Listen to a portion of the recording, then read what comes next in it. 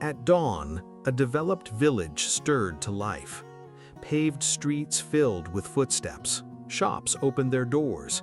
Neighbors greeted one another with smiles that hid their struggles. Among them walked a young woman named Nia. Her name meant purpose. She was in her late 20s, and every month the weight of rent pressed heavier on her shoulders. Around her, friends flaunted new clothes, new cars, new opportunities. She smiled for them, but inside she felt left behind. At the market, her eyes drifted to an old woman's stall. It was different from the others, filled with shells, bones, dried herbs.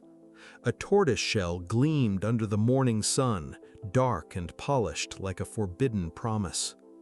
The old woman noticed Nia's gaze and spoke. "Tortoise carries the earth on its back, slow luck but steady, protection from delay." Nia's fingers hesitated over the shell, then they lingered. Her eyes flickered with longing, the kind of longing that does not ask questions. Desire itself is not sin, but when desire bows to forbidden paths, it becomes a snare. Nia bought the shell.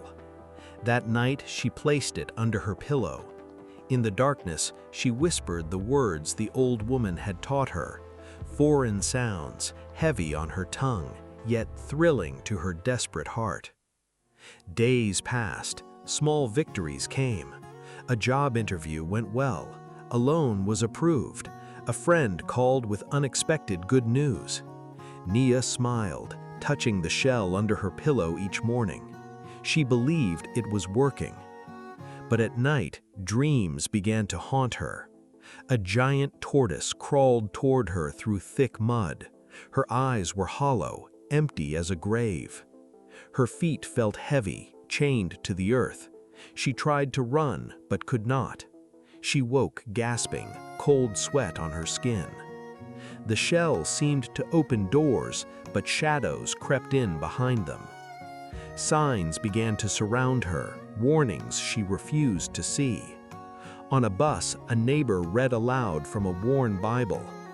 "The sacrifice of the wicked is an abomination to Yahuwah, but the prayer of the upright is acceptable to him." A child handed her a crayon drawing, a tortoise bound in chains, its legs tangled in rope. Her grandmother called from the village. "I dreamed you were carrying a dead weight on your back." Each warning echoed an ancient question. Should not a people inquire of their Elohim? Should they inquire of the dead on behalf of the living? But Nia ignored them all. She bought more shells, more herbs, more rituals. Each purchase felt like a step up a ladder of shadows. Then the collapse came. Her job offer vanished, no explanation. Her loan was recalled, immediate payment due. Debt collectors knocked on her door.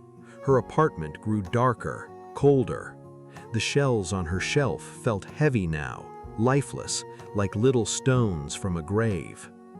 The wicked sacrifice may promise gain, but it always demands more than it gives. One night, unable to breathe in that small room, Nia walked to the river. The shells were clutched in her hands.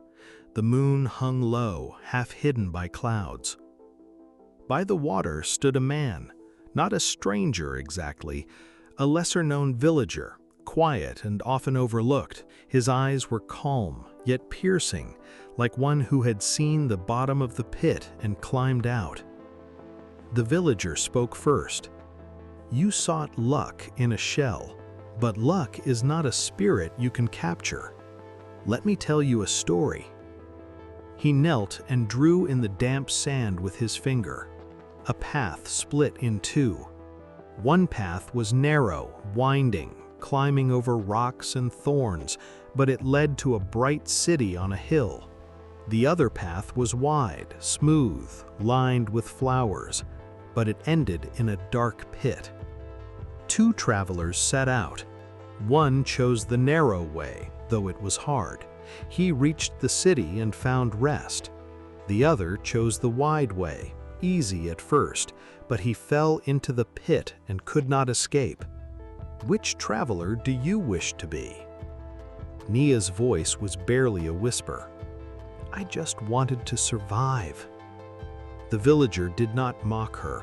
He nodded gently. Survival is not witchcraft, but when you bow to creation instead of the Creator, you walk the wide path.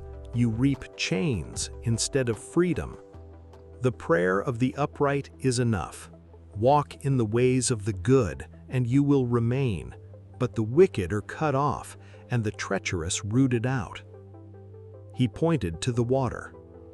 A tortoise surfaced. It stared at Nia with ancient, knowing eyes, then slowly sank into the depths, gone without a ripple. When she turned back to the villager, he had vanished into the mist. She never learned his name, but she never forgot his words. Nia stood at the river's edge. Her hands trembled. One by one, she dropped the shells into the dark water. They splashed softly and disappeared, carrying with them her fear, her foolish hope, her borrowed chains. She knelt on the damp earth. She prayed, "Forgive me, I sought protection from the wrong hands." The river flowed on. The moon broke through the clouds. Thus you will walk in the ways of the good and keep to the paths of the righteous, for the upright will inhabit the land, and those with integrity will remain in it.